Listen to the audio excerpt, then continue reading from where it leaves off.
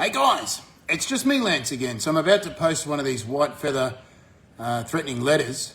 I'm about to post one, so I'm just making this live video to give it context for anyone that doesn't know what it's about. I have touched on it in the past. It's kind of a childish thing where veterans that are in dispute, they send other vets a white feather in the mail. And it's kind of like, you know, in The Godfather, where you put the horse head in the bed. It's an intimidation, a threatening tactic, and this is a tactic that's used between vets that are in dispute. And many other vets that are in dispute with the Aussie Veterans Advocacy Centre have told me that Dave and Mick send these white feathers. Now, that can't be proven as yet, although the police are investigating, so let's wait and see what happens there. Now, the latest one, I'm about to post it was sent from the mailing room in Dandenong, so we'll see what the police come up with. And to anybody else that gets a white feather letter from any vets, whether it's from the Aussie Vets Advocacy Centre or anyone, you got to stand up to it, because threats cease to work. Threats cease to work when you decide not to let them work, right? Because threats are just that, you know. If people are going to do something to you, they just do it. The threats are a tool because they don't want to do anything. They just want to scare you into silence. And obviously, the Aussie Veterans Advocacy Centre have put two and two together with some of the things that I'm posting, and they're assuming right, that other veterans are assisting me in exposing them. And they're quite angry at that. You can see some of the rhetoric, some of the videos that I've posted on Instagram and on YouTube, not so much here on Facebook because of the tight community standards, but you can see they're sending me into my phone, threatening videos, trying to intimidate me into silence. But they should know that it's pretty hard to silence fucking Lucky Lance, almost impossible. And the latest one has been set to some other vets with a picture of me, just to try to let them know that they're working with Lucky Lance, and to try to scare them into silence. And threats don't work when you don't let them work, right? Because they're just that, they're threats, you know. So any vets out there, if you're copping any heat, if you're getting the white leather, I'll probably get the white feather, sorry. I'll probably get the white feather letter in the mail soon as well, and I'll put it on Facebook. We'll have a good laugh about it. But you can't give in to threats or intimidation. It's really important that people stand up to it, because if it's allowed to happen, well, that's terrible. That means that, you know, what is it? It's a Wild West, you know, there's no justice. So you've got to stand up. I get hundreds of threats, and it never silences me, you know. So you can't give in to threats, you know. It's bullshit. People got to stand up. So if you're a vet and these guys are sending you the white feather, send it to me. I'm about to post one. I'll put it here in the comment section. I'll take out the person's address and I'll post it to give you an example, and I'll put it on Twitter as well. And if you get one, you know, fucking stand up and you know, and put your identity up. Come out, go to the media. You've got to stand up to bullies, and you've got to stand up to threats. I'll give you another example of this type of behaviour that the Dave Menz and Mick Quinn are participating in. It's this threatening, intimidation, bullying tactics to silence people, and they're well known for it. And I mean, you're seeing, I posted the court case where Mick actually had a sawn-off firearm that he used with a dispute with vets. So it's just sort of like the bikies. It's kind of like the bikies, you know. The bikies, they go around standing over straight-head normal people, super citizens, businesses all the time for, you know, debt resolution, stuff like that. And the people that they stand over never ever speak up because they're scared, you know. I actually met someone recently, got stood over by a bike, and, you know, he's Australian, he's not a criminal, so I'm like, go to the police. That's what the police are there for. You know what I mean? It's different for criminals, they're not meant to go to the police, although they do a lot.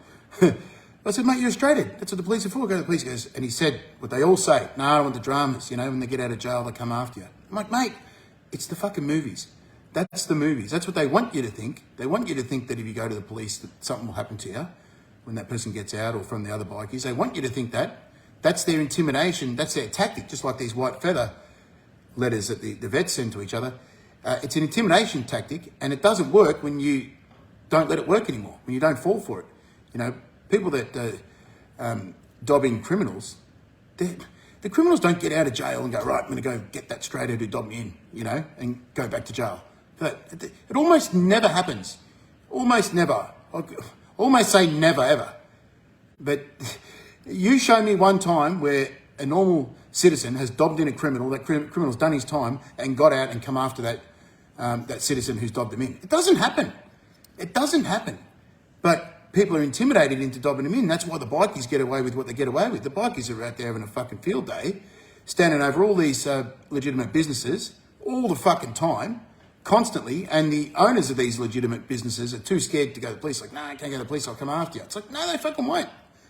They're not going to get out of jail and go, I'm going to go get that, risk going back to jail to go get that straight head who dobbed me in, you know?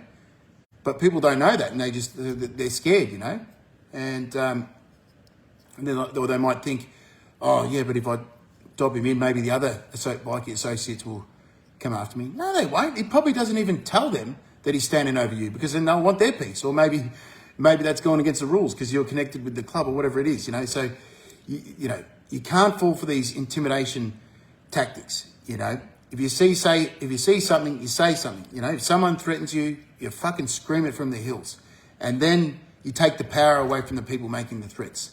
And the threats cease to work, right? So the threats cease to work when you decide not to let them work anymore. So that's my message. If any vets out there, if you're getting any threatening letters, these white feathers in the mail, send it to me, go public, go to the media. And look, the reason why people do the wrong thing, I'm going to tell you guys a secret. The reason why people break the law is they think they're not going to get caught, right? Like, you look at all the people in jail doing 10 years for importation, stuff like that. And you think to yourself, fuck, why would they take a risk? You know, there's new mandatory minimum 16-year sentences for that now. Like, why would someone risk it? Because nothing's worth going to jail for 10, 20 years, right? So why would they risk it? And some of these people are, you know, reasonably smart people. You think, why would they take such a big risk? You see people doing, 20 years in jail, and you think, why would they risk that? They can't see their family, their life's fucked. Why would they risk it? The reason why they risk it is people take these risks because they think they're not going to get caught. That's the honest truth. That's the simple fact. You see somebody taking a massive risk. The only reason why they did that is because they thought they weren't going to get caught. Because if they actually thought they were going to get caught, they wouldn't do it. They wouldn't do it. And the same goes for people making threats, you know. So with these, vets sending each other the white feather to threaten others, they don't think it's going to be exposed. If they did, they wouldn't fucking do it. If they thought they were going to get caught sending threatening letters, intimidating letters to other vets, of all people, if they thought there was a chance of being caught or found out, they wouldn't fucking do it. They definitely wouldn't do it because they wouldn't want that sort of public backlash, right? They wouldn't want it to be known for that. So they actually think they're not going to get caught. They think the other parties won't speak up. And that's why people do the wrong thing. People do the wrong thing because they think they're not going to get caught. But all that changes when people stand up and call it out. So that's God's honest truth. People think they're not going to get caught. So if you get one of these letters, post it, go public, go to the media, go to me, and post it up. Now, I'll post the latest one. As I said, I took the address out of the person and the name, but I'll post it up. I'll put it in the comments here, and I'll put it on Twitter as well. G'day, Ricky, how are you? G'day, Morgan, how are you? And I just made some notes here, just make sure I didn't forget anything before I cut this off. Yeah,